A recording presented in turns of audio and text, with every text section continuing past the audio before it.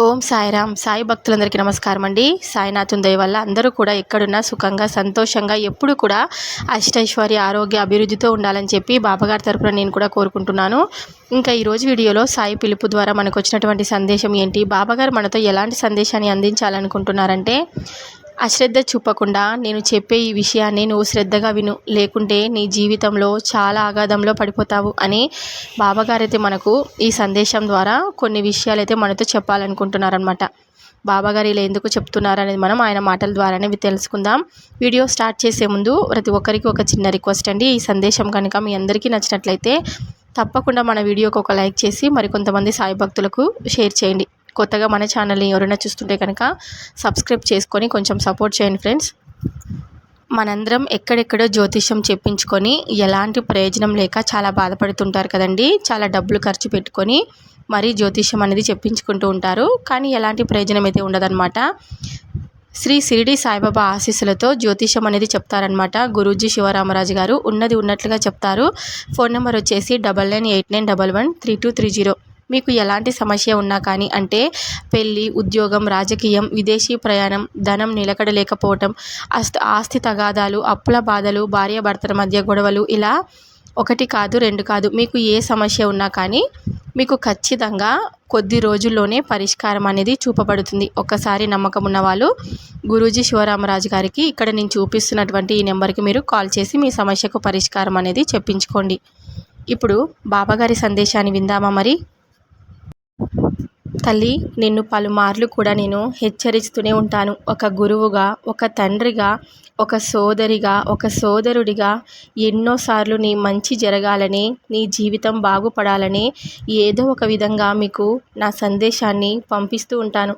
కానీ మీరు అశ్రద్ధ చూపుతూ ఎప్పుడు కూడా బాబా చెప్పినటువంటి సందేశం మేం వినడం ఏంటి, అసలు నిజం అవుతుందా లేదా అని మీరు అశ్రద్ధ చూపుతూ ఉంటారు. మనం ప్రతిరోజు కూడా వినడం వలన బాబాగారు మనకు ఇచ్చినటువంటి సందేశంగా మనం భావిస్తూ, మనమంటే ప్రస్తుతం మనం ఎదుర్కొన్నటువంటి సమస్యలు లేదంటే ఎలాంటి బాధలైనా కానీ వాటి నుంచి కొంచెం ఉపశమనం అయితే పొందుతాము. ప్రతిరోజు కూడా మనమే ధైర్యం చెప్పుకుంటూ ముందుకు సాగిపోవాలి. ఇక ఆయన తోడంటారా, ఎప్పుడు కూడా మన నీడలాగే ఉంటుంది. నేను చెప్పినటువంటి మాటలను శ్రద్ధగా ఆలకించు. ఇదిగో ఇలా చూడు, ఏమిటి నిన్ను నా బిడ్డ అని అనకుండా ఇలా చూడు అని అంటున్నానని అనుకుంటున్నావేమో. నిన్ను అసలు ఏమని పిలవాలి? నేను బిడ్డ అని అన్నాను అనుకుంటే నీవు నిజంగా నా బిడ్డవైతే ఇప్పటికీ ఇలా ఉండవు. నీ మీద నాకు ఎంతో ఆగ్రహం కూడా వస్తుంది. ఎందుకు నువ్వు ఇలా ప్రవర్తిస్తూ ఉన్నావు? నీకు ఎన్నోసార్లు చెప్పాను కదా, ప్రేమతో చెప్పాను, అలాగే నచ్చ చెప్పాను. అయినా కూడా నీలో మాత్రం ఎలాంటి మార్పు అనేది రావటం లేదు. అందుకనే నేను నిన్ను నా బిడ్డ అని అనుకోవాలంటే నీలో మార్పు రావాల్సిందే. ఎందుకు ఇంత విపరీతమైనటువంటి ప్రవర్తనను పెంచుకుంటూ ఉన్నావు? ఎందుకని నీ కుటుంబం మీద నీకు అంత పిచ్చి కోపం వస్తుంది? కానీ వారు మాత్రం చాలా ఓర్పు పట్టి నీలో మార్పు కోసం ఎదురు చూస్తూ ఉన్నారు. నువ్వు వారిని చేతగాని వాళ్ళలాగా చూస్తూ నీ ప్రతాపం అంతా కూడా వారిపై చూపిస్తున్నావు. కేవలం నీ కోపం వలన నీ మీద ఉన్నటువంటి విలువ అంతా కూడా పోగొట్టుకుంటున్నావు.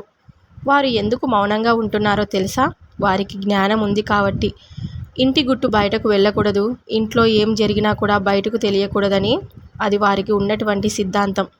నువ్వు ఎలాంటి వాడివంటే, నీవు అవునన్నది కాదంటే అది చెడ్డదైనా సరే, రోజులు కూడా నీవు ఎలాంటి పరిస్థితుల్లో ఉన్నప్పటికీ కూడా వారు మాత్రం నిన్ను ఎప్పుడు కూడా అంటి పెట్టుకొని ఉంటున్నారు. ఏదో ఒక విధంగా నీ ప్రేమను సంపాదించాలని ప్రయత్నిస్తూ ఉన్నారు. అయినప్పటికీ కూడా నీకు మాత్రం కళ్ళు బయర్లు కమ్మి పొగరు ఆకాశాన్ని అంటుకుంటుంది. ఏం చేశావని నీకు అసలు అంత పొగరు? ఎందుకని నీవు వారిని ఆ విధంగా ఇబ్బంది పెడుతున్నావు చెప్పు? అంత పొగరు ఎందుకని ఆ విధంగా ఇబ్బంది పెడుతున్నావు? నీ పాపము నీకు చాలా మూట కట్టుకొని ఉండాలనుకుంటున్నావా చెప్పు? నీ బాబా నీతో నా మీద కోపం పెంచుకుంటున్నావేమో. ఒక్క మాట చెప్తాను, గుర్తుపెట్టుకో. ఏ రోజైతే వారికి నీ మీద విరక్తి కలుగుతుందో ఆ రోజు నుండి నీవు ఇంకా ఒంటరి అయిపోతావు. ఇప్పటికే నీవు నీ కుటుంబంతో ఉన్న ఒంటరి వాడిలాగే మిగిలిపోయావు. నీవు గమనిస్తూనే ఉంటావు కదా, నువ్వు ఉన్నప్పుడు వాళ్ళందరూ ఇంట్లో నుంచి బయటికి వెళ్ళిపోతారు. దానికి అర్థం ఏంటో తెలుసా? నిన్ను చూడటం, నీతో మాట్లాడడం కొంచెం కూడా వాళ్ళకు ఇష్టం లేదు కాబట్టి. నువ్వేమో నా మీద భయంతో వాళ్ళు నా దగ్గర నుంచి వెళ్ళిపోతున్నారని అనుకుంటావు. అది ముమ్మాటికి అబద్ధం. నిన్ను చూసి భయపడో, నిన్ను చూసి ఏదో అనుకునే వాళ్ళు అక్కడి నుంచి వెళ్ళిపోవడం లేదు. కేవలం నువ్వు నిన్ను చూసి వాళ్ళకు అసహ్యం అవుతుంది. అలా అవుతున్నందుకే అలా వాళ్ళు నీతో మాట్లాడకుండా అలానే మౌనంగా ఉండిపోతున్నారు. ఎందుకంటే నీ ప్రవర్తన అలాంటిది. నీవు ఎందరికనో వారితో మాత్రం ఎక్కువ కోపాన్ని పెంచుకుంటూ ఉన్నావు. అసలు ఎందుకు వారితో కలిసి జీవిస్తున్నామనేది వారికి కూడా అర్థం కావటం లేదు. నీ కుటుంబంలో వారిని నువ్వు బాధ పెడుతూ నీవు ఏం మూట కట్టుకుంటావో చెప్పు. ఒక్క పాపం తప్ప. ఇలా చూడు, నేను నిన్ను హెచ్చరిస్తున్నాను. నువ్వు ఇలాగే ప్రవర్తిస్తూ ఉంటే నీవు మాత్రం ప్రమాదంలో పడతావు. నీవు బయట అందరి దగ్గర ఎంతో మర్యాదస్తుడిగా, ఎంతో మంచివాడిగా, నీవు ఏమీ తెలియనటువంటి వాడిలాగా చక్కగా ఉంటావు. నీ నటన నీ స్థాయికి తెలుసని మర్చిపోవద్దు. ఎలా తెలుస్తుందని అనుకుంటున్నావా? నాకు తెలియనిది అంటూ ఏమైనా ఉంటుందా చెప్పు. నీవు చేసేటువంటి ప్రతి పని నేను చూస్తూనే ఉంటానుగా. నీవు ప్రవర్తించేటువంటి తీరంతా కూడా నేను గమనిస్తూనే ఉన్నాను. అలాగే నీ గురించి తెలిసినప్పుడు మీ కుటుంబం గురించి కూడా నాకు తెలుస్తుంది. వారు నీ గురించి ఏ విధంగా అయితే అనుకుంటున్నారో అదంతా కూడా నీకు తెలుసు. నిజం చెప్పాలి అంటే నీవు నీ కుటుంబం తప్ప ఇంకా ఎవ్వరు కూడా నిన్ను అంతగా ప్రేమించరు. అటువంటి వారిని వదిలిపెట్టుకున్నావు నువ్వు. అయితే మీ అంత దురదృష్టవంతుడు ఈ జన్మలో కూడా ఎక్కడా పుట్టలేదని నేను అనుకుంటాను. నాకు చాలా ఆగ్రహం వస్తుంది నీపై. నాకు ఎందుకే ఈ విధమైనటువంటి కఠినమైనటువంటి మాటలు నీపై మాట్లాడవలసి వస్తుంది. ఒక్కటి చెప్తున్నాను, నిన్ను హెచ్చరిస్తున్నాను. కొద్ది రోజుల సమయం మాత్రమే నీకు ఉంది. ఈ సమయంలోపు నువ్వు మారావా అంటే నీకు అంతా కూడా మంచి జరుగుతుంది. లేదంటే మీ కుటుంబం నీకు దూరం అయిపోతుంది. వారు ఎక్కడికి వెళ్ళినా సంతోషంగా బ్రతుకుతారు. ఎందుకంటే వారందరూ కూడా కలిసే ఉన్నారు కాబట్టి. కానీ నీ ఒక్కడివి మాత్రమే వ్యతిరేకంగా ప్రవర్తిస్తూ ఉన్నావు. అలాంటి ప్రవర్తన కలిగిన వారికి ఎవరికైనా సరే ఒంటరితనం తప్పదు. నీవందరిలో చేసినంత చేసి నీవి ఏమీ కాదని బాధపడేది మాత్రం వారు ఎందుకు ఇలా చేస్తున్నావని చెప్పు. వారు ఏం చేశారని బాధిస్తున్నావు? నీవు పరిపూర్ణంగా మారేందుకు వారు నీకు చాలా సమయం కేటాయించారు. ఆ సమయం గనుక అయిపోయిందంటే వారిని నువ్వు వదిలిపెట్టి వెళ్ళిపోయేందుకు సిద్ధంగా ఉన్నారు. బాధ్యత నా మీద పెట్టారు. బాబా, అతను మనసు మారి మంచిగా అయ్యేలా చూడు తండ్రి అని నాకు ప్రతిరోజు కూడా ప్రార్థిస్తూ ఉన్నారు. నేను ఎన్నోసార్లు హెచ్చరించాను, కానీ నీవు మాత్రం మారడం లేదు. ఇదే చివరిసారిగా నీకు నేను చెప్పాలి అని అనుకుంటున్నాను. నేను చెప్పేటువంటి ఈ మాటలను అశ్రద్ధగా పెడచెవిన పెట్టావు అంటే ఆ తరువాత తప్పకుండా నువ్వు నష్టాన్ని చూడాల్సి వస్తుంది. నీ ఇష్టం మారితే అదృష్టవంతుడివి. ఒకవేళ మారకపోతే కనుక నీ కర్మఫలాన్ని నీవు తప్పకుండా అనుభవిస్తావు. ఇది నీ కోసం నేను ఇస్తున్నటువంటి చివరి అవకాశం. చాలా మంచిది. అలాగే అందరినీ మంచివారిని నమ్మేస్తాం, కానీ ఎవరైతే మంచివారని నమ్మావో వారే నిన్ను అంధకారంలోకి కూరుకుపోయేలా చేశారు. చివరికి చెడు వ్యసనాలను నీకు బహుమతిగా ఇచ్చి వారు మాత్రం శాశ్వతంగా నీ నుంచి అక్కకు జారుకున్నారు. అలా పక్కకు జారుకున్న తర్వాత నీ గురించి వాళ్ళు తెలుసుకున్నారు. కానీ దాని ఫలితం ఈరోజు నీవు అనవసరమైనటువంటి కొన్ని వ్యసనాల వలన ఎన్నో ఇబ్బందులు పాలవుతూ, అలాగే మీ ఆరోగ్యం సైతం ఎంతో పాడైపోయి అనవసరమైనటువంటి కోపాన్ని నీలో నింపుకున్న తర్వాత సరే, కానీ ఆ కోపాన్ని మొత్తం కూడా ఏ పాపం తెలియనటువంటి మీ కుటుంబ సభ్యులపై ప్రదర్శించడం చాలా తప్పు. ఎవరికైనా సరే చెడు వ్యసనాలలో కూరుకుపోయి రాగానే అలానే చూస్తుంటారు. భగవంతుడు ఎన్నో ప్రయత్నాలు చేస్తూ ఉంటాడు. అలాగే వారి ముందు ఎన్నో అవకాశాలు కూడా ఇస్తూ ఉంటాడు. కానీ వారు గమనించి వాటిని తెలుసుకొని చక్కగా అమలు చేయాలి. అప్పుడు భగవంతుని యొక్క సహకారం కూడా పూర్తిగా ఉంటుంది.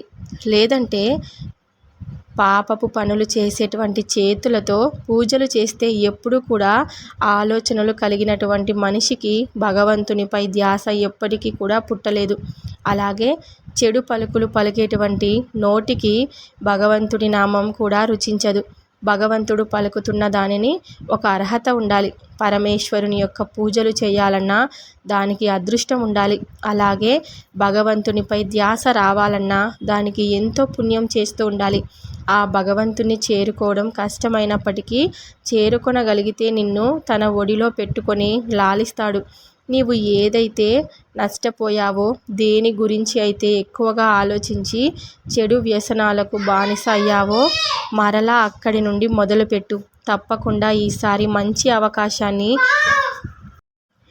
నీకొచ్చినటువంటి అవకాశాన్ని దుర్వినియోగం చేసుకోకుండా వచ్చేటువంటి చిన్న రాబడినైనా సరే వచ్చిన తర్వాత సంతోషంగా నీతో పాటు మీ కుటుంబాన్ని కూడా చాలా ప్రేమగా ఆప్యాయతగా చూసుకుంటూ వారు ఆ తరువాత ముందు ముందు రోజులలో ఆ చిన్న రాబడి కాస్త పెద్ద మొత్తంలో నీకు ఒక ఉన్నత స్థితిని కలిగించి విధంగా ఈ సాయి నీపై అనుగ్రహాన్ని కురిపిస్తాడు.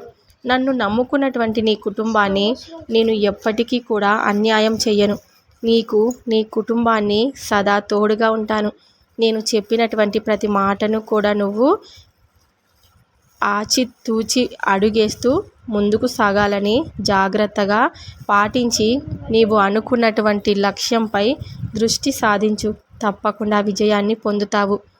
ఈ సంవత్సరంలో నీవు గెలుపు బాట పట్టడం తథ్యం. ఇది మీ సాయి నీకు ఇస్తున్నటువంటి ప్రమాణం.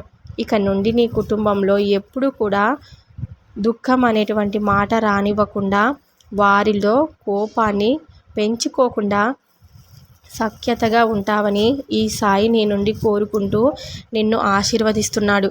ఎప్పుడు కూడా నువ్వు పిల్ల పాపలతో సంతోషంగా నీ జీవితంలో ఒక్కొక్క సంతోషాన్ని అందుకుంటూ బాధలన్నీ దిగమింగుకొని ఇన్ని రోజులు నువ్వు బ్రతికావు కదూ.